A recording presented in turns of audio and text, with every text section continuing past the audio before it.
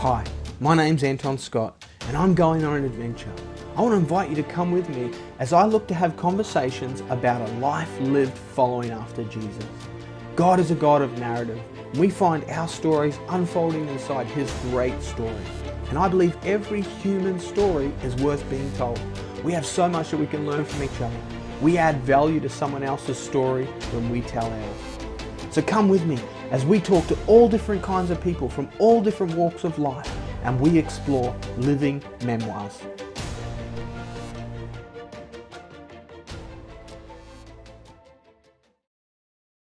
Friends, I'm really excited to have my friend Jocie Meadth on the show today. Now, Jocie grew up in a missionary family. She lived in PNG. And spent time as a missionary's kid over there. Josie's married to John. They pastored a church for 27 years. They have a wonderful family, been involved in foster caring and continue to pastor and lead and disciple people. Just some really encouraging practical things and some exciting insights to see how God leads people's lives and directs them in the paths that He has for them. So really excited to bring this episode to you. Stay tuned. You're going to be really encouraged. Well, hey, Jocie, how you going? Welcome to Living Memoirs. Thanks for giving me a bit of your time. Thanks, Anton. It's going to be exciting. Can't wait to hear some of your stories and some of the things that God's been doing in your life. But before we get there, why don't we just start with what is your life looking like right now? What kind of fills your time at the moment? Well, I've been working steadily through a diploma in family counselling. Wow. So I'm doing that with AIFC, which is a Christian counselling centre in conjunction with Stirling Theological College. I've been a full-time student for a year. I'm doing 2 years in 1 year to try to knock it on the head faster because that was an option. So yeah, it's been just a daily progression of study and more study. Study. Yeah, and I guess we have to mention the coronavirus because that's going on for me right now in that it's just simply given me permission to stay home and study more. Yeah, you can get so much more done now, can't we? Yeah, for sure. Oh, that's awesome. Cool. Well, what about, do you have any hobbies, like other than study at the moment, obviously, but is there anything that, you like to do to disconnect and fill your tank a little? Yeah, I have a ton of hobbies. And yeah, just getting the time to get around to do them. But over the years, I have done a lot of painting, every media, oils, pastels, every drawing, sketching. I've got books of them. And I just love to create any kind of artwork. I also love to write. I always thought one day I'd be an author, and I've written 2 novels. Wow. One's a short story, and that's where I got started a long time ago, and I won a competition with this short story that I did where I got to spend a whole weekend away with a group of authors and publishers. So that was really cool to get the inside scoop and do all that. And then I went on, and from there and I got an editor out of that who was willing to edit my next book I wrote, which was a novel. And yeah, I never did I decided to not go down the publishing way. I just want to do it for myself, I think. And yeah. That's awesome. What were the books around, like? The first book was just a short story for a Christian magazine, which I won, and they published it in the magazine. It was only a couple of pages long. Oh, I don't know, about 10 pages long. And that was just, that was a story about a young woman who changed her mind at the last minute about having an abortion. Wow. So it was a little bit, I don't know that I'd write it again, to be honest, but it was going back quite a few years ago. And anyway, whatever I wrote, it worked. And that's what got me that little weekend prize. But the other story I love, and it's based on it was dedicated to our foster daughter. We had lots of foster kids over the years, and our final foster daughter that we had, who ended up staying with us from the age 11 till having, getting married and having her children, she had come from a very heartbreaking background. So it's a story that's written out of the eyes of a 4-year-old. Wow. So it was a challenge, in a sense. I had it as a challenge for myself to see, excuse me, I've got a minor cough, to see if I could write out of the eyes of a 4-year-old. And I had a 4-year-old grandson around me at the time. So I copied a lot of his actions and his reactions into my work. And it's just the story of an abused little boy. And it comes good. It's not, it has a good ending. It's not, strictly speaking, a Christian book, but it's the whole story of his entrapment and how he gets out of it. Wow. And like, if someone wanted to read it, where could they get that? It's nowhere but in my cupboard, Anton. If you wanted to read it, let me know. I've got the very basic manuscript. Yeah, awesome. Wow. Yeah. Interested. Yeah. It's a good story in that it's got lots of twists and turns and unexpected things, and yeah. Awesome. Okay. Wow. That's quite a hobby. Yeah. Excellent. Well, you mentioned that you fostered children and that. I would love to pick up on that a little bit later. So make sure I don't forget about that, because I know you guys did a lot of that kind of work. Yeah. Perhaps you could tell us a little bit of your early life. What was life like for Jocie? Okay. Well, I had such an interesting childhood, Anton. I was fortunate enough to be born to missionary parents who, as soon as they got married, were in their very early 20s, I think 21 and 22 they headed off from farm life, and mum was a nurse, to Papua New Guinea, where they lived up in the Eastern Highlands and literally pioneered a missionary station way up in the middle of nowhere, where I stayed for 17 years and didn't come back to Australia until after I graduated year 12 on the little mission school. Wow. So yeah, I had 4 siblings. There were 5 of us raised up there in the mission field, and it was just the best childhood. Everyone knew each other. It was a small base of operations where missionaries came and went to local villages, all in outer-lying areas. I got to go on helicopter rides, little Cessna aeroplanes. That was my growing up, out to villages visiting.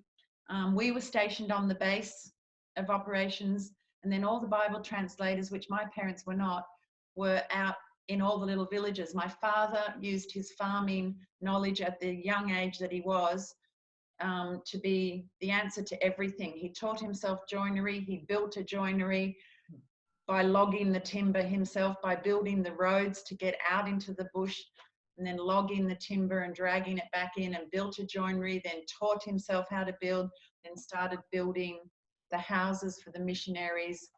And by his late 20, when he was in his late 20s, he was going out to outlying villages and fixing water pumps and everything that can go wrong for a little missionary out in a remote village, especially single women who often went out on their own in twos. Wow. He was constantly going. So one or all of us kids would jump in the old truck with him and head out to these roads, or by helicopter or plane, and go with Dad out on many a mission. We would sleep out there in the huts with the missionary people, or however they were doing it. Most of them doing it pretty rough, but I didn't think of it as rough. I thought the whole thing a huge adventure. Yeah, growing up. Far out. Wow, that's amazing. So your brothers and sisters were with you. You said you had 4 siblings. Was that right? I do. I have 4 siblings.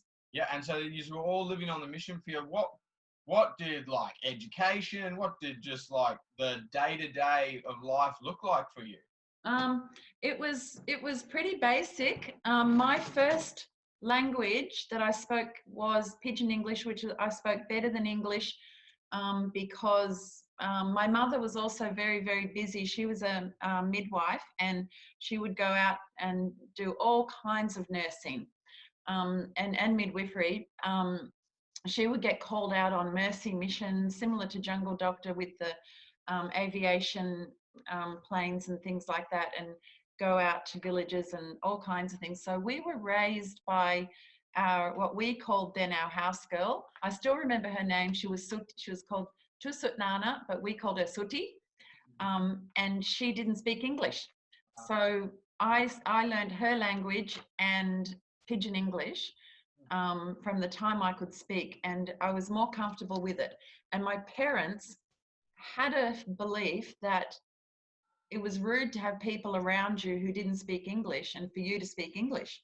So they constantly spoke either the local dialect or Pidgin English in the home. Everywhere they went, wherever there were New Guinea people, they reverted back to that. And so that was my funny little childhood. But yeah, we had a mission school, which was not like a normal school in that our teachers came and went because most of them were like short-term assistants. It'd be like if you just were in Australia and you were a teacher and you heard that this little group of missionaries needed a teacher in the highlands of New Guinea, but you only had 6 months or a year or maybe 2 years. So you would head off there and do that as a project, you know, to teach kids. So it was kind of weird and not the best education, to be honest, because we would just get, especially high school, we would just get a teacher and then 3 months later they'd be gone because they just came out to do something for 3 months. We didn't have any long-term teachers that I can remember that just stuck with it through the whole time. So every 6 months to a year, I would have a whole changeover of new teachers, new methods. That was how I grew up. And also the American system was taught. So most of them that were on the base of, that were missionaries were, and there was about 150 families there by the time we left in 1978, and I was born in 1960. Yeah, and my parents were there from the early 50s. So yeah, we, oh, what was I saying? Sorry, I've lost my train of thought. That's right, yeah, the education, they'd come out. Yeah, it was an international group. There was some from the Netherlands, some from Britain, a few Aussies, but I'd say 98%, maybe 95% were Americans. So I had a strong American accent growing up, which I didn't lose until I came to Australia. Very strong accent. Everything I knew was American. I can tell you all the states of America, all about America's history, but very little of Australia because we just weren't taught it. We were taught the American curriculum. Fascinating. So you were born in Australia, lived 17 years in PNG with an American education and accent. Yes, an American lifestyle, basically, because everything was overpowered by the Yanks. The Yankees. Wow, that's amazing. What an interesting upbringing. Yes, it was. So your parents were missionaries, so obviously of faith. What for you? When was there a moment? What if there was a moment for you where you decided, "Yep, this is for me. I'm gonna trust in Jesus. I'm gonna follow Him." And how did that happen? What did that look like? Yeah, I always knew Jesus Christ. Obviously, I cannot remember a time when He was not an intricate part of my life. I grew up, you know, with a family that had family dinner, sit-down dinner. That's when Dad was home, and when he wasn't home, Mum would do it because he was out traveling a lot. But yeah, we would be around the kitchen table and have devotions every night. It was just something you didn't miss. Church on Sunday, well, that goes without saying. You just did it. So that's what I'm just so thankful for, that you know, legacy that my parents left us, teaching us the things of God, making an example of everyday life into what would Jesus do was my life. But I remember a distinct time in my life at about 14 years old when I really questioned is this what my parents are doing? One day I'll be going back to Australia probably, unless I become a missionary as well. I thought I'll be going back there. Is this my parents' faith or is this mine? Do I want to choose church? Do I want to choose to keep following God? And I just had this overwhelming, I just had this overwhelming desire that it would be more fearful and horrible to walk away from God and choose anything different than the Lord Jesus. And so we actually went home to Australia 3 times during my time in New Guinea. And that was only because they were made to, the missionaries with Wycliffe Bible translators were told that every 5 to 7 years they had to go back to their home country, take a break and get some finances again. Which meant traveling around churches and basically us kids memorizing scripture in front of groups of churches and singing little cute songs and talking in pidgin English to make people give money. And so that was our life. When we would go home, we would just travel around and tell about New Guinea with slides. And at that time, we went to a church and I was 14. We'd only go for 6 months and then we'd head home. And I was 14 years old and I had the opportunity to get baptized. And I remember I prayed about this. I had my Bible out in front of me and I wrote some words in my Bible along the lines of, it's all or nothing. It's my own faith. I remember writing this into my Bible. And then I got baptized. And that just sealed it for me. So I can say that there was that moment in time and I haven't looked back. Yeah. Wow. And I guess I was going to say, is there a significant person in that transaction? But I guess it's your parents, isn't it? It would have to be my parents, yes. Yeah, that's awesome. Well, what about miraculous moment? Like, is there a moment that you've seen or experienced or that God has used you in bringing about something miraculous? A miraculous moment. I think the miraculous moment for me was when I did eventually come back to Australia, and God sent my family to a church in Ringwood, Melbourne. And my future husband happened to be going there and was leading the youth group and had just come to the Lord himself in quite a powerful way through the ministry of Pastor Alan Meyer. And somehow God just brought my family from Papua New Guinea to this little church in Ringwood, which was nowhere near where Mum and Dad grew up. They grew up in country Victoria. And here we were near Melbourne. And honestly, I was about 17 years old when I arrived in Melbourne, a very naive missionary kid, very naive. And I immediately fell in love with a boy in our youth group who all the girls liked. It wasn't John, it was another guy, but just through a sequence of events, I discovered I didn't know what drugs were. I had no idea. I knew he was a bit odd, but he loved the Lord and he tithed and he raised his hands in church and did all the right things. But one day I looked in his glove box, which he never wanted me to do. He would never let me. He would literally smack my hand if I went to go in the glove box. And one day I opened it and thought, something's in here that I need to know about. And it was a packet of drugs that I didn't even know at the time, but he did explain to me, yes, I'm an addict and but he had asked me to marry him and I had said yes. So the miracle was that I just realized in that instance that I can't do this. I've promised myself to God.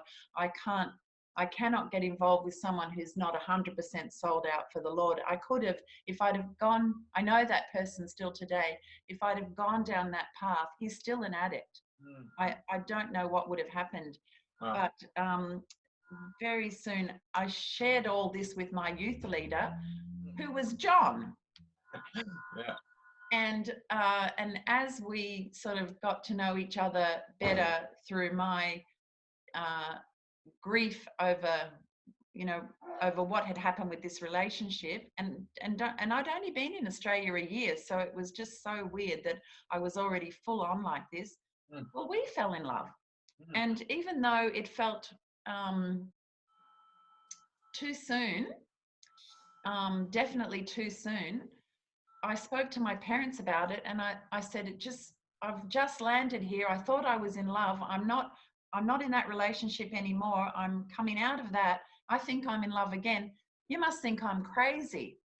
And my parents said, no, we feel that John is the right person for you. So that was huge. I'm so shocked I'm still shocked to this day that they didn't tell me, run, stay away from boys, just settle down in Australia and wait, you're so young. But Anton, by 19 years old, I was married. Amazing. And, 41 years later, we haven't looked back. So that was my miracle. That's awesome. That's so good. Yeah. Love it. So sweet as well. Yeah. What about your greatest God adventure? Maybe it's something that God has, an adventure he's taken you on, a sequence of events you found yourself in, but you look back and you go, wow, that was really a God adventure. Yeah, I think our greatest God adventure would probably be the fact that we began pastoring a church, when we were still in our very early 20s. I think John was about 24 or 25, and I'm just a bit over a year younger than him. So at such a young age, with very little experience in anything like that, lots of life experience from both of us. John had already been in the police force, but not much else. We just went off and decided we could do this, and I think we just thought we could do anything at that age. So we started pastoring a church at that age, and 27 years later, we were still in this little country town in the Yarra Valley in Melbourne, pastoring a church that had grown from a home group, which it literally was about 12 people in a home group when we started it. So it was a church plant, and it was just a small, intimate group of people. We didn't even have a singer or a musical instrument. I think we had a guitar, and John could sing.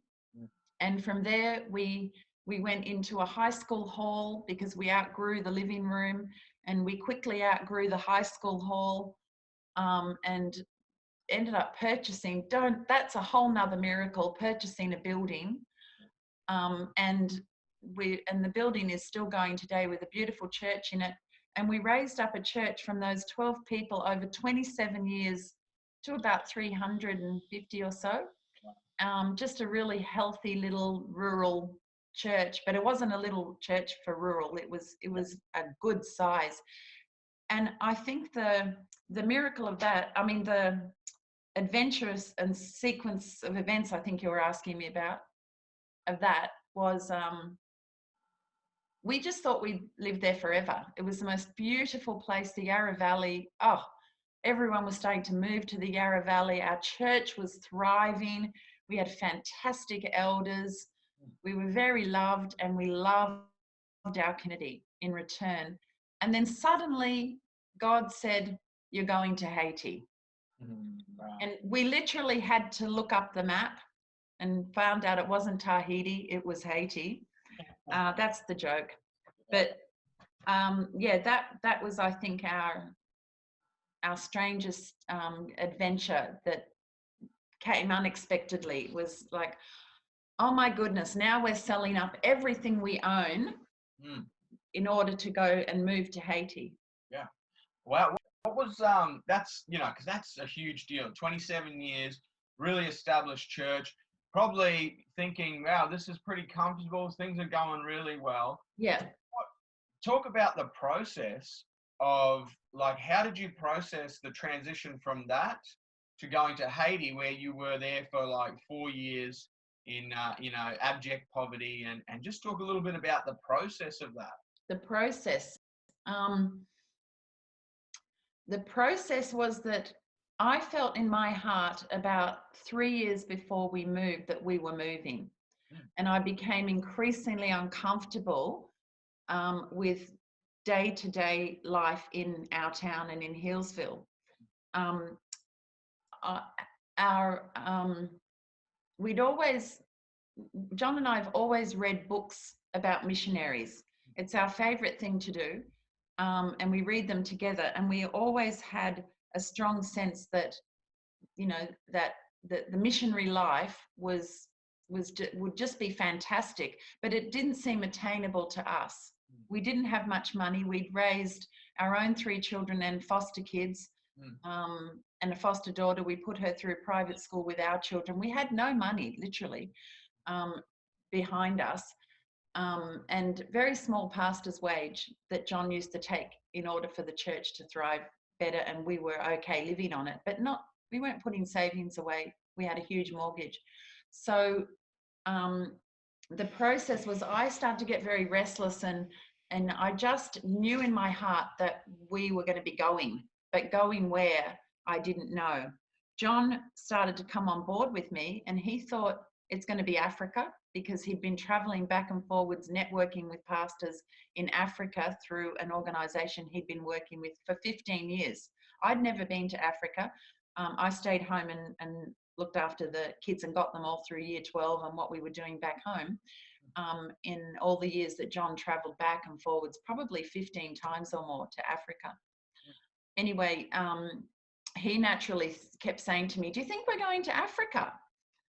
It felt like a natural flow onto him. And I kept saying, "I don't think it's Africa." Our son had left home at very early, about the age of 22, and finished his engineering degree and decided that he was going to join MAF, Missionary Aviation Fellowship, in Haiti. He wrote to them and he got accepted.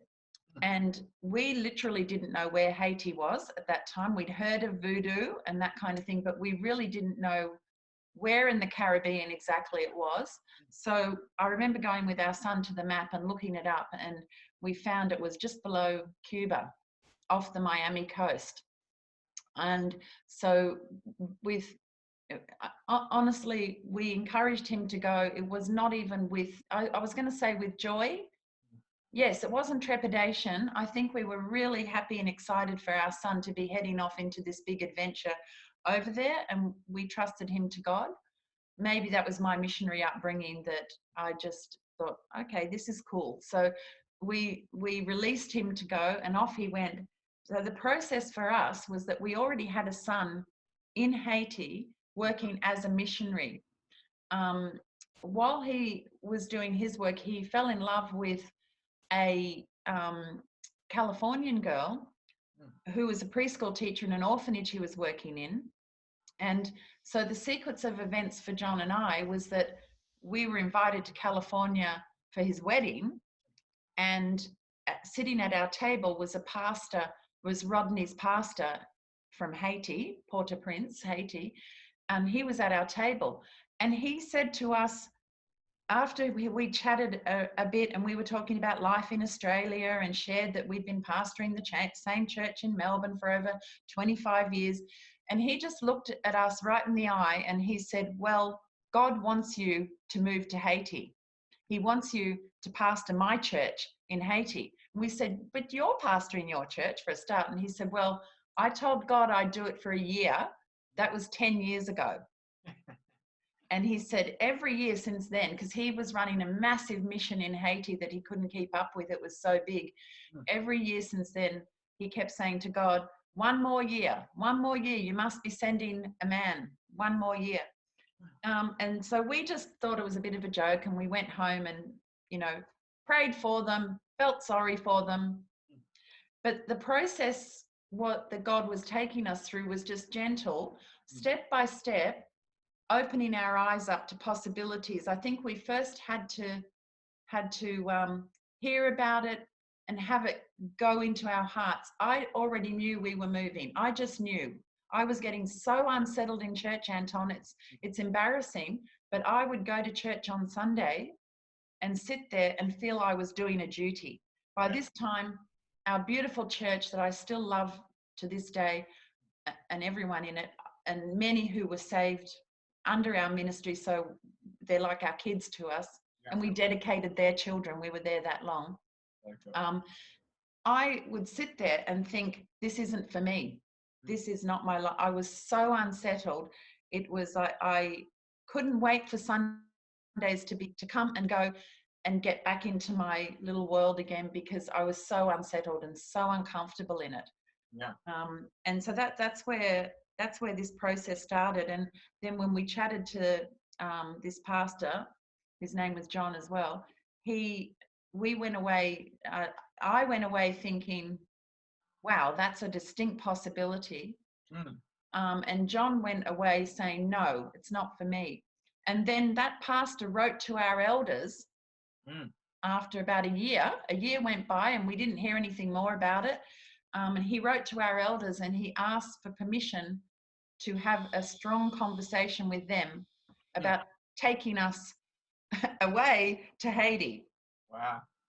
And our elders, surprisingly enough, contacted us and said, we need to meet with you. We've had this email. Let's talk. And surprisingly, every single one of them, although tearfully, I'll never forget that meeting. The wives were there too, sat around a room and said, we think that we've heard from God and we think you're supposed to go. Wow. And they had no pastor to take them over our church. They didn't want to get one from among them. None of them wanted to do it, and we're not right to do it either. And so that was a bit of a scary process where I think John just suddenly said, after that meeting and they left, he said to me, we're moving to Haiti, aren't we? And then our baby grandchild was born in Haiti. It was still another year after that, and he was born there, and we decided to use that chance to fly to Haiti. Took a lot of money, a lot of faith just to go and meet the elders in person and our baby grandson. So we did that, and we fell in love with the place from the minute the plane landed. From the minute we met the elders, we knew that this was a God thing for sure. And I guess does that explain a process to you? Right, it's fantastic. I just love that, how God stirred your heart and prepared you, and then it was these little divine moments that, I guess in the moment you could probably look over it, but he just kept stirring and he kept pushing on your heart. And I think it's just amazing. Yes, he basically, not so much John, because we look back on that and John sometimes says, if we'd have never been asked about, if we'd have never met Pastor John over in America, and our son had never gone to Haiti and met Brittany, we would never have gone to Haiti, we don't think.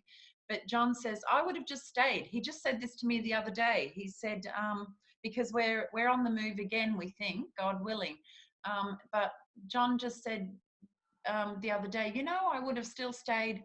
I would have been in Hillsville if all of these things, I was comfortable there. I loved it. I loved our church.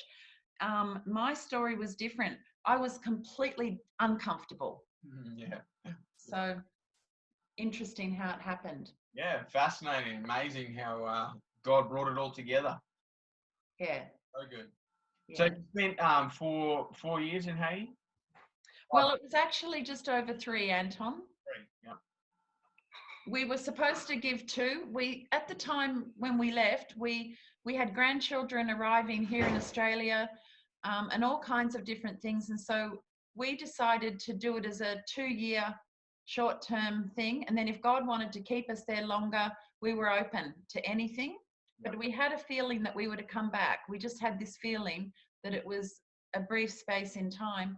And so after 2 years, we just felt to go 1 more year, and we hadn't been able to find a replacement for John in the church. And we were not going to leave before we found what we believed was God's man. And Haiti is a very, very difficult place to live, and it was going to be a miracle to find the right person. The previous pastor before us had worked on it for 10 years, and he had so many contacts in America Yeah. where you'd think there'd be people putting up their hand everywhere to go on an adventure like that, but no, he couldn't find anyone. And God brought us all the way from Australia, interestingly enough. Well, we did find a man, but it took us another year. Yeah. So we were there for 3. Awesome. So good. What an exciting little adventure that would have been. Oh, yes. Yeah. That's a whole story in itself. That's another hour. Absolutely. We don't have time for that. Friends, you've been listening to the incredible story of Jocie Meadth's amazing journey so far, missionary beginnings, and just some crazy and incredible experiences that she's had as she has followed Jesus with her life. And so we're going to leave it there, and we're going to pick up in part 2 in just a moment. Make sure you tune back in for part 2.